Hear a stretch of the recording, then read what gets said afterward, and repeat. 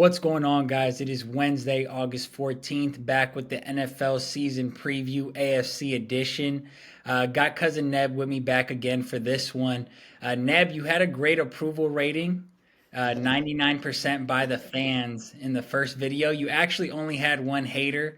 It was by our beloved Brooke. I'm going to read you the comment off of TikTok. He says, "Not gonna lie, this guest seems like an amateur. He gives off the vibe that he's uninformed and that he's just spouting what he first saw when he opened his Twitter this morning." I don't want to spend all day with a response video for Brooke, but the floor is yours for the next 30 seconds to tell Brooke whatever, our 14-year-old cousin Brooke, to tell him whatever you'd like him to hear. Brooke, since day one, you always been my biggest hater. I mean, this kid made a Twitter account to just troll me. If you look at his replies, you look at his mentions, everything is just to troll me, you know what I'm saying? You But are the only person he tweets at on Twitter. yeah, like, come on, bro. But we're not gonna give you too much spotlight, bro. Just stay in the books, bro. Stay in the books, man. Go train, go play some Brooke, football. that's your 15 seconds of fame, Brooke, and good luck on the JV football team this season. Brooks started his first day of high school yesterday, so shout out Brooke. I think he's gonna get a kick when he sees this video. But back to the AFC, we're gonna start off with the AFC East. We got the Buffalo Bills sitting at 10.5 wins, juiced heavily to the over. We got the Miami Dolphins at 9.5 wins, juiced heavily to the over. We got the Patriots sitting at 4.5 wins, and that's juiced to the over. The Patriots traded Matthew Judon today to the Falcons for a third round pick. And we got the New York Jets. The Jets are sitting at 9.5, and that's juiced to the over. So three teams juiced to the over on their win totals, courtesy of FanDuel. The only team in this division that is juiced to the under is the Buffalo Bills. What are your thoughts on this division? I think it's a three-team race within the division. I think the Patriots are the worst team in football, but it's a very talented division.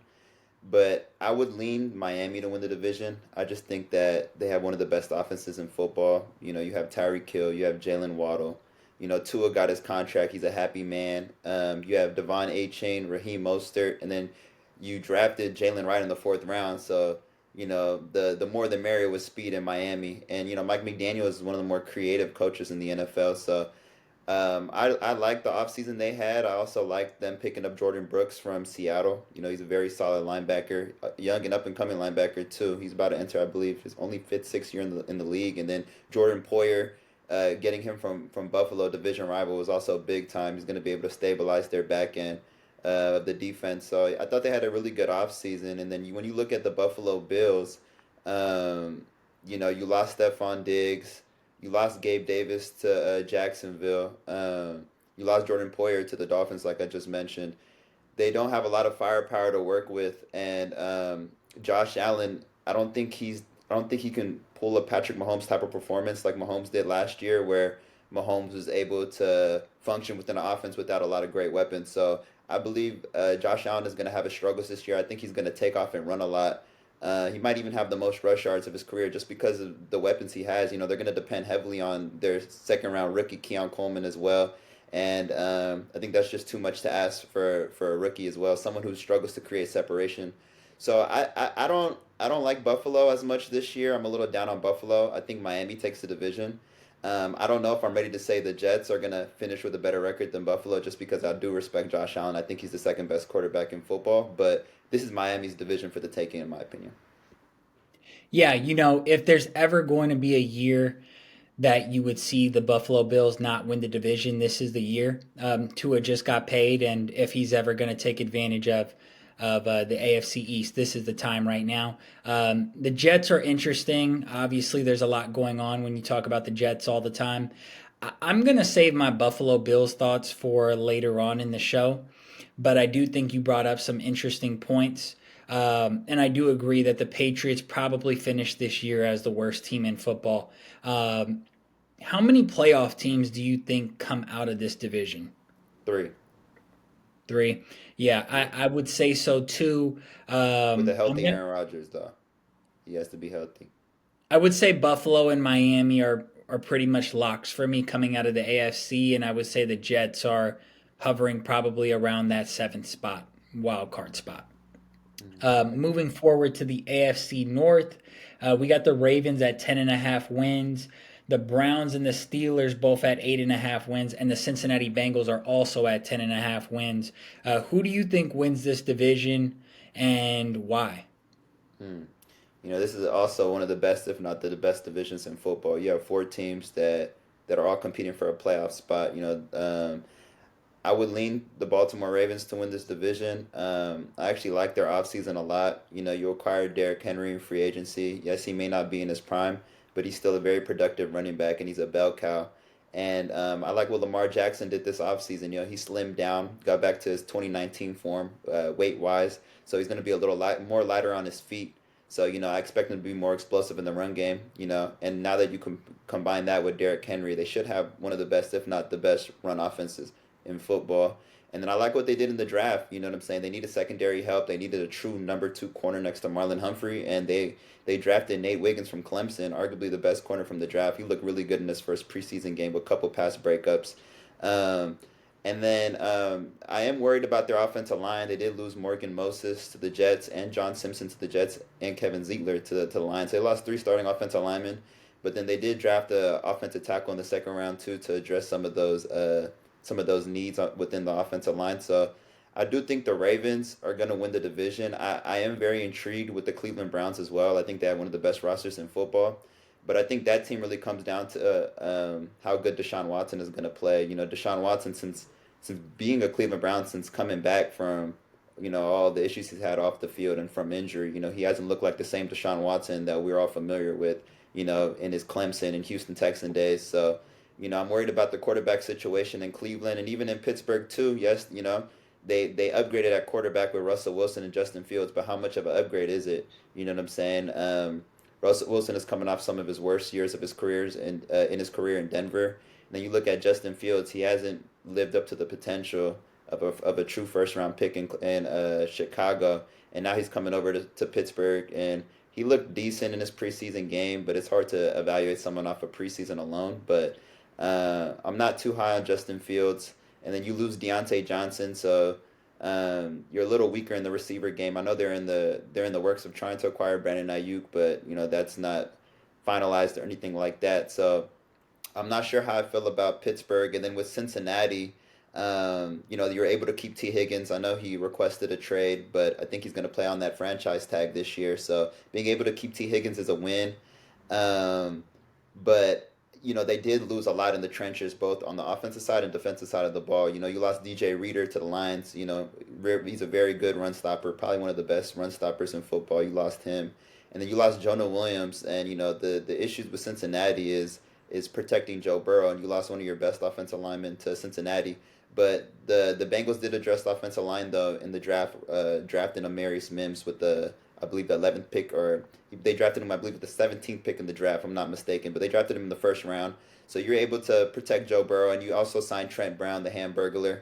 Me and P are very familiar with Trent Brown back in the Raider days. When he's healthy and he's playing and he's locked in, he's a good tackle. But the issue is he's either overweight or there's always something wrong with Trent Brown. So it's not someone you really could rely on. But again, this is probably the best division in football. But I'm going to lean the Ravens to take this one. Yeah, I have to say I think I disagree just off the strength that the Ravens did have a lot going on with their offensive line this offseason. It's a little bit of a makeshift situation that's going to be going on. And I know Lamar's a mobile quarterback, but I think for any quarterback, that's a lot to ask for. A lot of changes in the offense. I know Derrick Henry still has something in the tank, but I'm not expecting him to be the same player that he was during his prime years. And, a healthy Joe Burrow back, I just think wins this division. I also think Cleveland arguably has the best roster in football. And, the Steelers, just on a side note, they're 8.5 wins. They're being juiced to the under, heavily juiced to the under right now, minus 144. We know Tomlin has never had a losing season in Pittsburgh, but I wouldn't be surprised if this was the year. I thought last year was actually going to be the year. I know that it's technically an upgrade at the quarterback position, but Fields really struggled in their preseason game the other day. Russell Wilson is cooked. I don't think that this team really has enough. It's an interesting game week one. Week one against the Falcons, I'm really interested to see how the Steelers look at the quarterback position, how the Falcons look at the quarterback position. What are the Steelers able to make work? Do they get Brandon Ayuk? Um, there's a lot to decide here. There's a lot going on in this division. I mean, you ask yourself about Deshaun Watson, and what kind of Deshaun Watson are we getting? Are we getting the Deshaun Watson that is closer to what we got in Houston, or are we getting the same thing that we got last season? If we got the same thing we got last season, then their title hopes are cooked. But if he gives them even 70% of what he was able to do in Houston, that that Cleveland roster is good enough to do whatever they want to do if Deshaun Watson gives them good quarterback play. So I look at that division and I say the Bengals are number one. Hot take, I think if Deshaun can give them anything, that Cleveland might be number two. And I'm looking at Baltimore potentially as being a team that finishes third in the division. And as great as Harbaugh is, sometimes you have really good coaches who just lose their job or resign because the team just needs a new voice in the locker room. And I wouldn't be surprised at all if the seat got a little hot for Harbaugh. I mean, we talk all the time and we hear all the time in the Bay Area about Kyle Shanahan potentially having a hot seat in San Francisco if they don't win the Super Bowl. And it's like, what are you guys going to do? Fire Kyle Shanahan and get a better coach? You're not really going to get a better coach. But if he doesn't get the job done, you may have to just move on anyway, like just because. So Just because it's I look time. at yeah, so I look at Baltimore as kind of being in a similar situation where it's like you're probably not replacing Harbaugh with anything better, but you might just have to if you don't get the job done this year. So interesting stuff. I could go on and on, but let's move forward to the AFC South. We got the Texans sitting at 9.5 wins. They're looking like the favorite in the division.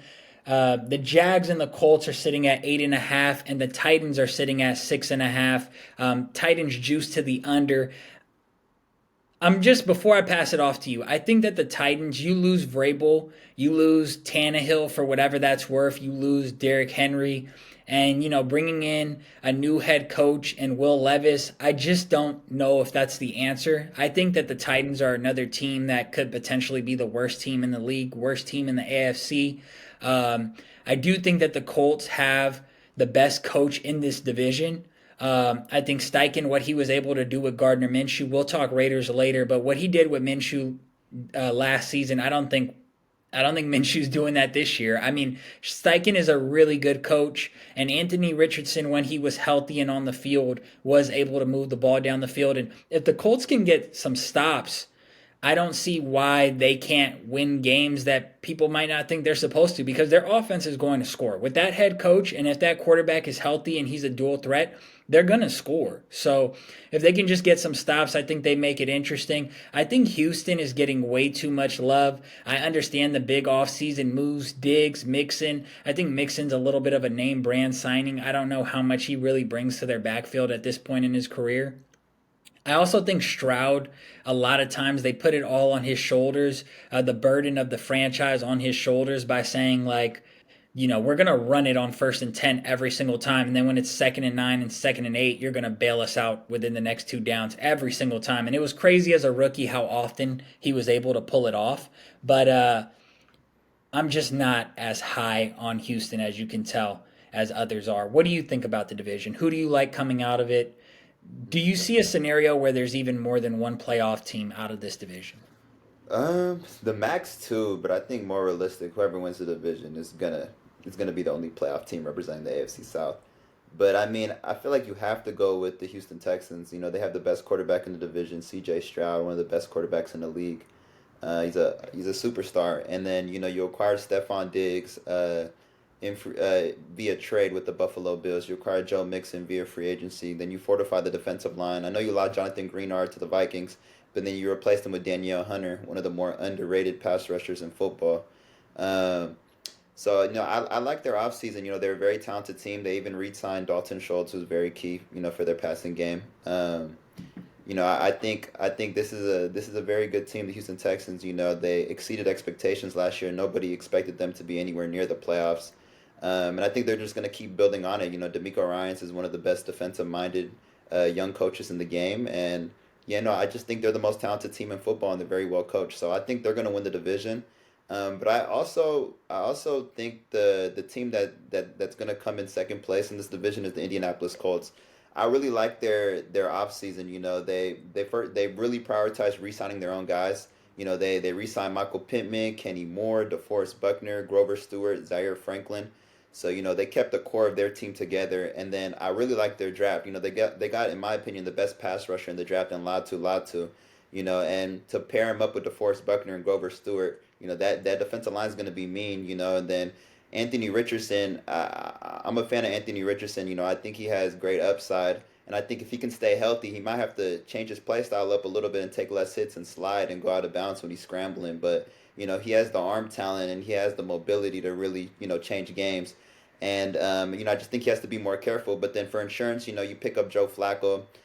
He's someone who stepped up for the Browns and was arguably better than Deshaun Watson when he was playing, and he led them to the playoffs. So I like that insurance there. I just really like the Colts offseason, but again, I think this is the Houston Texans division to take. C.J. Stroud is just easily the best player in the division, best quarterback in the division, and I think they're just going to continue building up on their success from last season, and they're a more talented team. So I see the Houston Texans winning by at least 10, 11 games this year and winning the AFC South. Okay. Jacksonville, they paid Trevor Lawrence. Does Doug Peterson's seat get hot, or does it just burn up in flames if they don't at least make the wild card this year, considering they have a relatively healthy season? Yeah. Last season they were banged up. Trevor Lawrence got hurt around midseason, right? Yeah, he was even playing with it with clearly Yeah. banged up, struggling. He really Hmm. struggled facing pressure last season, and I think part Hmm. of that was just being hurt and kind of, Hmm. seeing ghosts in the pocket when you're already Yeah. banged up. Yeah, I think I don't know if Doug's on the hot seat. His seat is probably getting a little warm, but it matters how bad they are. Their win total's at 8.5. If they win about like 5, 6 games and like it's just looking ugly, he might get fired. But if they're like competitive, they win around 8, 9 games and they don't make the wild card. I think he has one more year where it's like this is like this you got to make the playoffs next year or else it's bad. But I have a question for you though. What are your thoughts on Trevor Lawrence? Because a lot of people have mixed emotions, mixed feelings about him as a quarterback. Do you feel like he's on the more overrated side, underrated side, or do you think he's just perfectly rated? Coming into last year, I would have told you that he was a top 10 quarterback in the league. Obviously, he didn't have that type of production, he didn't have that type of season. I'm still like, I'm probably more on the optimistic, higher end side of Trevor Lawrence than I am like compared to others. I think a lot of people are kind of starting to be out on him. I still think that he can be a very good quarterback in this league. I still think he can finish this season as a top 10 quarterback this year. He does have, a good play caller, a creative one in Doug Peterson, and they have weapons. I mean, last year their wide receivers couldn't create any separation, but, they have a really good running back, and you expect that things are going to get better for them on the offensive side this year. You don't normally see like a young quarterback who's talented like him with an offensive coach just like have back to back years like this where they just can't figure out the offense. I would expect that with a healthy Trevor Lawrence this season, that something improves. So I'm going to say I like Trevor Lawrence. I am going to say, though, that with 8.5 as the over under, and with the Colts having 8.5 as their over under too, if the Jags do finish third in the division, which I think is really possible, I think Dougie P's probably out of there. I don't think he survives another year with Trevor Lawrence where it's like last year you got the pass because he was banged up, but this year it might be all she wrote. But This is third let's year. move on. This is the third year, right? Year three or year Yep, four? yep. They Year made the three. playoffs his first year Yeah. there. Let's move on to the AFC West. We got the Chiefs at 11.5 wins, the Chargers 8.5, the Raiders 6.5, the Broncos 5.5. Um, I'm not going to ask you who wins the division because the Chiefs are going to win the division. But between the three teams, we know that you're a Raider fan, and you're I think you're trying to be as unbiased as possible, but I think you're also giving the Raiders a legit chance to finish second in the division. Hmm. So, speak on that, and what do you think it's going to take for them to achieve that? Okay, from a roster standpoint, if you're just removing quarterback from each and every team within the division, You can make a case that the Raiders have the best roster in the division. You know, they're loaded defensively. I Once won't go that Antonio, far. I won't go that far. But you could make okay, a maybe case that they have maybe the maybe a second. second. You can make a case. You can You could make make a the case they have Raiders the have a second very best talented roster in the roster. league. Okay, you said what? You can make a, I mean, not in the league. You can make a case they have the second best roster in the division. Yeah, For sure. They have second. better weapons than both of those teams. Exactly. And from a defensive side, the Chiefs probably have the best defense in the division. Even after losing L'Jarius Sneed, their defense is legit. But once Antonio Pierce took over mid-season, the Raiders had one of the best defenses in football. And you saw what Antonio Pierce did. You know, he picked up Jack Jones mid-season. You know, someone who he coached in high school and in college at Arizona State. So you know they had ties together, and Jack Jones stepped up and balled. You know, the Raiders have always had a secondary issue, just a defensive issue. You know, since I've been a fan. You know, so over the past 10 years or so, and even longer. And Jack Jones looks like he really is solidifying that secondary room and really taking over as that corner one, someone who can make plays on the ball. You look at the Raiders though. You got to talk about Max Crosby. He's the best player on the team. You know, he's one of the best pass rushers in football. I think he's top three after Garrett and Watt. He's a game changer. You know what I'm saying? And you want to add more game changers around him, and that's what they did with acquiring Christian Wilkins via free agency. He was the best defensive tackle on the market, and he's probably a top five defensive tackle in football. That was a big time pickup, and then you look at Max Crosby's counterpart on the other side of the defensive side of the ball, defensive line, I should say, and you look at Malcolm Kuntz, someone who really stepped up once Antonio Pierce took over mid-season. I like his upside. He finished the year with 8 sacks, and he had 3 sacks on that Christmas Day game versus the Chiefs. I like his upside. I like them paired up next to Crosby. You know, really being a good. He really complements him very well. Then you look at the offensive side of the football. You know, the Raiders have weapons everywhere, and they improved the offensive line by drafting Jackson Powers Johnson in the second round, one of the steals in the draft. And then you picked up Brock Bowers to just add a cherry on top to already pretty much elite receiving core led by Devontae Adams. You know, you have Jacoby Myers, young, speedy receiver that will stretch the field, and Trey Tucker. And you already drafted Michael Mayer last year in the second round. So the Raiders have weapons everywhere, and the offensive line is very solid. But it's a quarterback issue. And they acquired Gardner Minshew via free agency.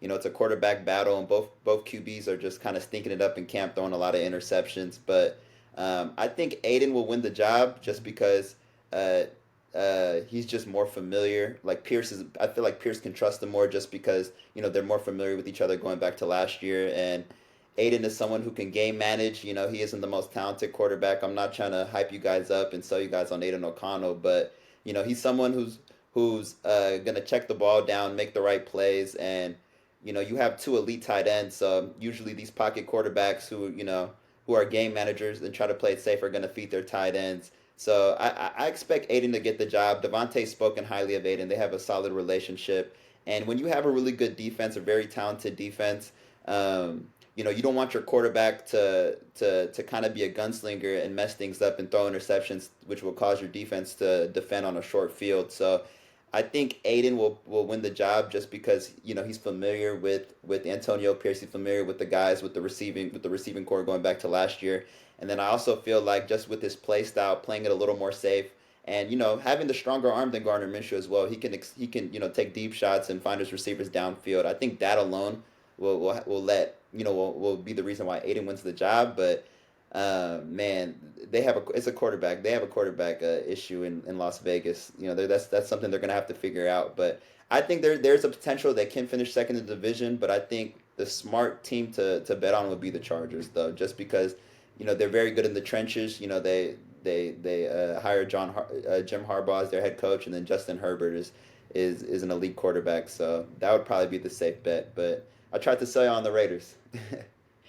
Yeah, I think Harbaugh's going to have a heart attack if they don't finish at least second in that division. I think AOC wins the job too. I think Bo Nix looks like the quarterback that Sean Payton wanted in Denver over Russell Wilson, at least for now. But both of those teams clearly, at least for now, don't have a guy that's really going to take them over the top at that position.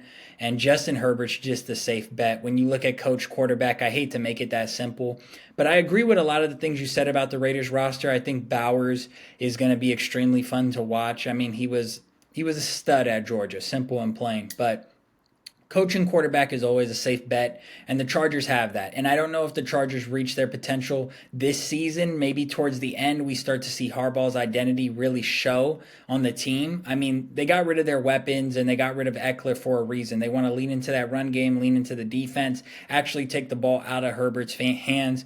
I think it's going to be, the Raiders crushed them by over 40 points on prime time last time they met Thursday Night Football. So, you know, now them getting to play each other in week one is going to be real interesting. I think if the Chargers have any respect and if they are buying into what Harbaugh is selling, I think they should come out and win that game week one. I already went official with the under. I think these are two coaches that just want to run the ball a ton. Me and you have talked about that.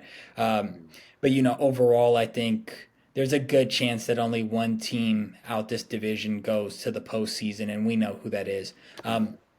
I want to ask you Super Bowl picks before we go. Yesterday I kind of surprised you with those, with that question popping it up on you out of the NFC. But in the AFC, outside of the Chiefs, I'm not going to give you the Chiefs. We can't say the Chiefs, but the Ravens are plus 1,000. Houston, Cincy, and Buffalo are plus 1,500. The Jets are plus 1,800.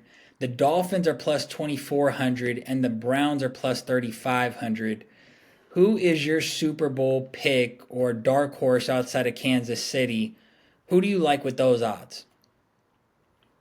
I'd take Miami.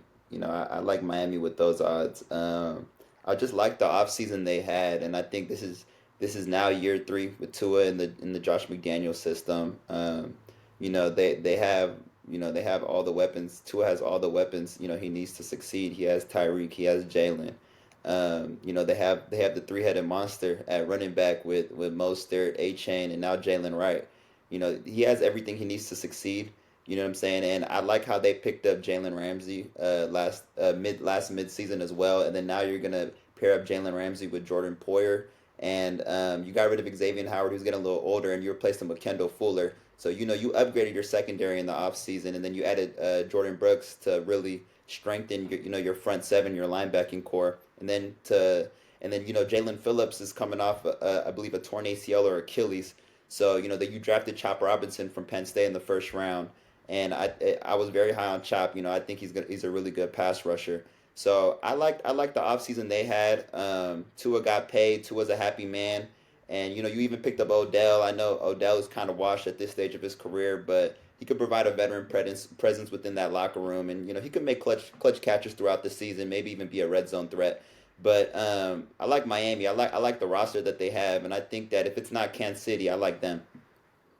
I'm not mad at it. I think that if I'm going long shot too, I'm probably looking at Cleveland at plus 3,500. Once again, if Deshaun Watson's able to give you anything decent, then that's a really good roster that maybe can make some noise if, things fall into place for them. But, I said I was going to go back to talking about the Bills, and I think with the Super Bowl pick, if it's not Kansas City, I think I like Buffalo. At plus 1,500, I'm not crazy about any of these odds, truthfully. I think you could probably get better pricing during the season. I mean, I feel real confident in saying you probably will get better pricing during the season. I wouldn't want to take these right now, but Buffalo, it might just, I don't want to say addition by subtraction, getting rid of Stephon Diggs, but it takes that pressure off of Josh Allen to have to find a guy. You could just equally distribute the ball. You can get it to where it needs to go. You can lean into the run game. You can lean into the identity of your defensive head coach. And I look at Josh Allen almost like a Luka Doncic in the NBA, where it's just like give him the ball and like it doesn't really matter who's around him. He's just gonna make something work. You're gonna get like something good down the field, most likely. I know that you say Mahomes is in his own tier, and I know that's not like an uncommon take. I think that's popular belief, but I think Josh Allen is right there with him. I think Mahomes has better coaching. I think Mahomes can make better decisions at times. I think the connection that Mahomes has with Kelsey is unmatched.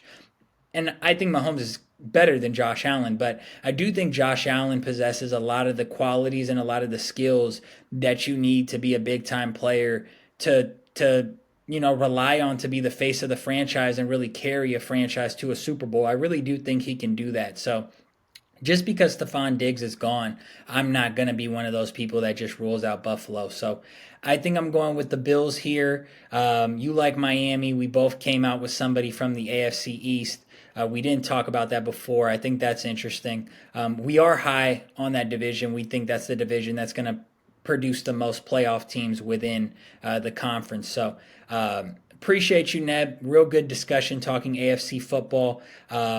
We'll get you back on later this week to talk Warriors. Once again, appreciate you. Thank you guys all for listening. Until next time, peace.